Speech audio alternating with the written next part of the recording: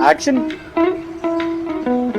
काट काट इट काट काट काट काट। क्यों काट रहा हूं मैं हर बार शॉट बीच में?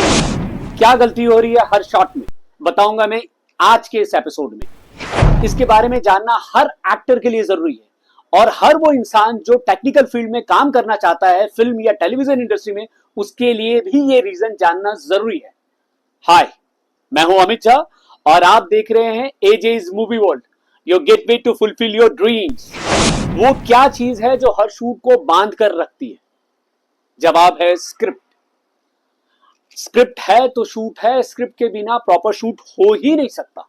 स्क्रिप्ट हर शूट को एक दिशा देती है, लेकिन कभी आपने सोचा है अगर ये दिशा देने वाली स्क्रिप्ट ही कंफ्यूजन का कारण बन जाए तो क्या होगा शूट पे?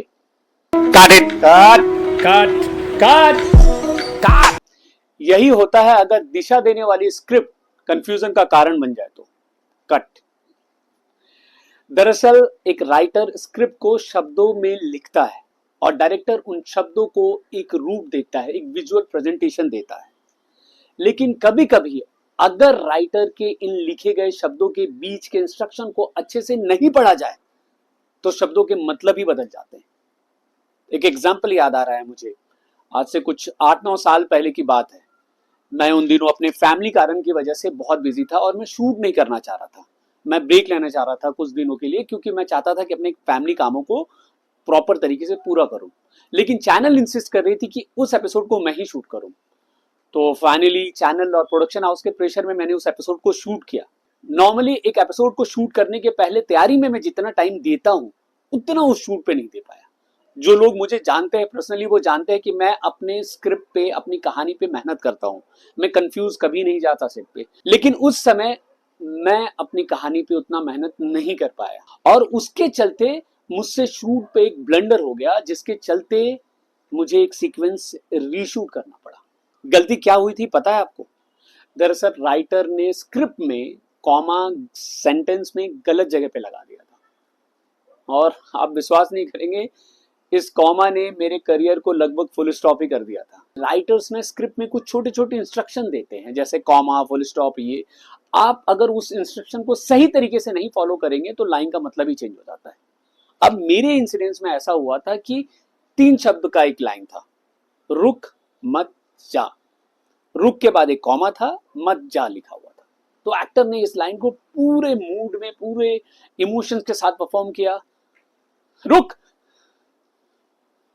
मत जा, कट। मैं भी खुश हो गया, बहुत अच्छा इमोशन आया। लेकिन आपको पता है वहां राइटर ने राइटिंग में गलती की थी। वहां लाइन में रुक मत के बाद कॉमा लगाना था, ना कि रुक के बाद। तो अगर आप रुक मत के बाद कॉमा लगाएं और उसके बाद जा बोले तो कैसा एक्टिंग होगा? रुक मत जा। देखिए सेम लाइन, जहां एक कॉमा की वजह से मतलब ही चेंज हो गया। जहां पहली बार रुक मत जा बोला जा रहा है, वहीं दूसरी बार रुक मत जा बोला जा रहा था।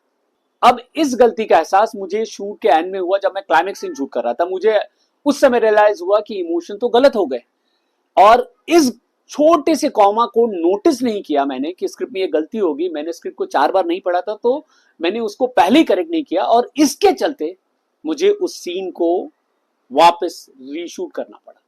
अब ये जरूरी है कि एक्टर के लिए भी, अगर आप प्रिपेयर कर रहे हैं, अगर आपको ये गलती दिख गई, आपने नोटिस कर लिया, तो और अपने डायरेक्टर को बताया कि सर मैं ऐसे बोलूं क्या, बिकॉज इसमें लगता है कि ये गलत है, तो डायरेक्टर इस बात को नोटिस करेगा। वो नोटिस करेगा कि ये एक्टर स्मार्ट है और ये फुल प्रिपरेशन के साथ आया। आप भी अगली बार इस तरह की तैयारी कीजिए जब भी आप स्क्रिप्ट रीडिंग के लिए जाए। तो स्क्रिप्ट रीडिंग क्या होती है उसके बारे में जो भी इंफॉर्मेशन है आपको मेरे इस वीडियो से मिल जाएगी। ये वीडियो के लिंक मैं आपको इस एपिसोड के डिस्क्रिप्शन में डाल दूंगा। आप उस वीडियो को देखें और उससे जितना ज्यादा हो सके सीखने की कोशिश कीजिए। स्क्रिप्ट रीडिंग वाले एपिसोड में मैंने बार बार कहा था स्क्रिप्ट को बारीकी से और बार बार पढ़ें। सेम चीज आज भी कह रहा हूं। अगर आप किसी शूट पे भी जाते हैं तो उस समय भी आपको स्क्रिप्ट को बारीकी से और बार बार पढ़ने की जरूरत है। सिर्फ एक एक्टर के लिए नहीं, एक डायरेक्टर के लिए भी। जी हाँ, दरअसल क्या होता है टेलीविजन में कई बार हम डायरेक्टर्स तक स्क्रिप्ट शब्दों में पहुंचते हैं। हम बहुत बार राइटर से मिल नहीं पाते, उनसे समझ नहीं पाते कि उस सीन को या उस कहानी को लिखते समय उनका थॉट क्या है। तो अगर हमने स्क्रिप्ट को बारीकी से नहीं पढ़ा और उनके इंस्ट्रक्शन को सही तरीके से फॉलो नहीं किया, तो बहुत बार चांस ये होता है कि हम डायरेक्टर भी कोई सीन को गलत तरीके से शूट कर दें। तो आगे से ये गलती ना करें अगर आप अपकमिंग डायरेक्टर हैं या एक्टर हैं। चलते हैं नेक्स्ट सीन की तरफ। ये 3 डॉट्स क्या हैं? दरअसल जिन लोगों ने इंडियन स्क्रिप्ट पढ़ा है, यानी हिंदी स्क्रिप्ट पढ़ा है, फिल्म, टेलीविजन या वेब सीरीज के, उन्होंने इन 3 डॉट्स को बहुत बार किसी डायलॉग के बाद एंड में देखा होगा। लेकिन क्या आपने कभी ये सोचा है एक राइटर इन 3 डॉट्स को क्यों डालता है किसी सेंटेंस के एंड में, जबकि एक डॉट ही काफी होता है अपनी बात कहने की? दरअसल 3 डॉट्स का मतलब होता है बात खत्म नहीं हुई है। एग्जाम्पल के तौर पे बताता हूं, किसी सेंटेंस के बीच में कॉमा है, इसका मतलब लाइन बोलते समय उस जगह पे आपको पॉज लेना है, हल्का सा गैप देना है। और अगर किसी सेंटेंस के एंड में एक फुल स्टॉप है, इसका मतलब आपकी बात खत्म हो गई। लेकिन अगर उसी सेंटेंस के बाद 3 डॉट्स हैं, तो इसका मतलब आपकी बात जरूर खत्म हो गई है, लेकिन जिस मुद्दे पे आपकी बात हो रही है वो अभी भी जारी है। आप देखेंगे कि जो पिछली बार लाइन बोली गई है, उसी लाइन को थोड़े अलग तरीके से, सेम ही लाइन को कैरेक्टर स्क्रिप्ट में अगले लाइन में भी बोल रहा है।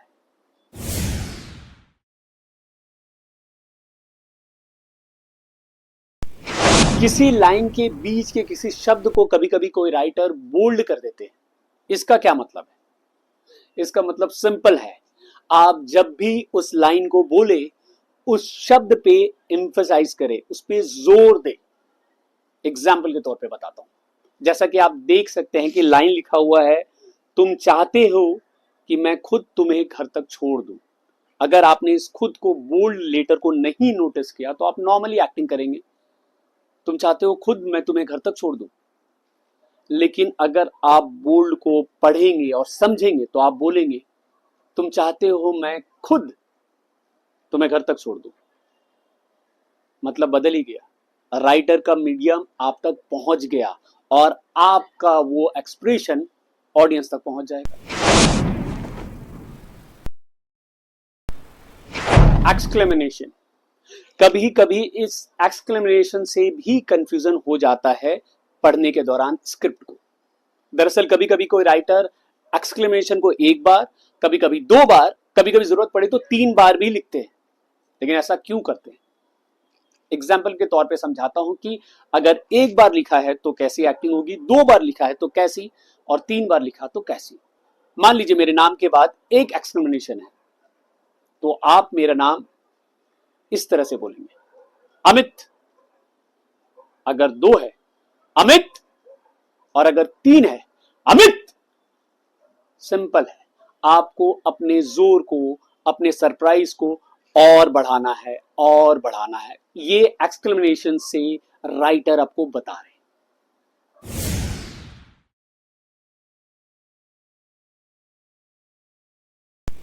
कभी कभी राइटर स्क्रिप्ट में अपने इंस्ट्रक्शन ब्रैकेट में लिख करके देते हैं, जैसा कि अभी आप स्क्रिप्ट में देख सकते हैं। अगर आपने इस इंस्ट्रक्शन को सही तरीके से पढ़ा नहीं और समझा नहीं, तो आपकी एक्टिंग अलग होगी। एग्जाम्पल के तौर पे बताता हूं, no ma'am, I just said what I feel because I care about you, ऐसे भी बोल सकते हैं। लेकिन राइटर ने बहुत क्लियर लिखा है कि वो लड़का चीजों को संभालते हुए बोल रहा है, यानी वो चाहता है कि सिचुएशन और खराब नहीं हो। अगर आप इस इंस्ट्रक्शन को पढ़ लेंगे और उसके बाद उस चीज को अपनी एक्टिंग में डालेंगे, तो ये लाइन कुछ इस तरह से बोलेगी, no ma'am, I just said what I feel because I care about you ma'am. आप ऑटोमेटिकली उस सीन को वहां तक ले जाएंगे जहां तक उसे जाना चाहिए।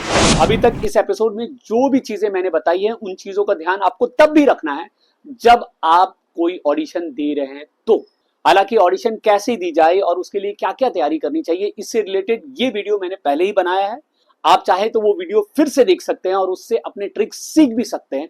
उसके लिंक्स भी मैं इस एपिसोड के डिस्क्रिप्शन में डाल दूंगा। अगर आपको मेरे ये वीडियोस पसंद आ रहे हैं तो प्लीज लाइक कीजिए, सब्सक्राइब कीजिए चैनल को और ज्यादा से ज्यादा लोगों तक स्प्रेड कीजिए, ताकि आपके और पर्दे के बीच की दूरी कम हो सके.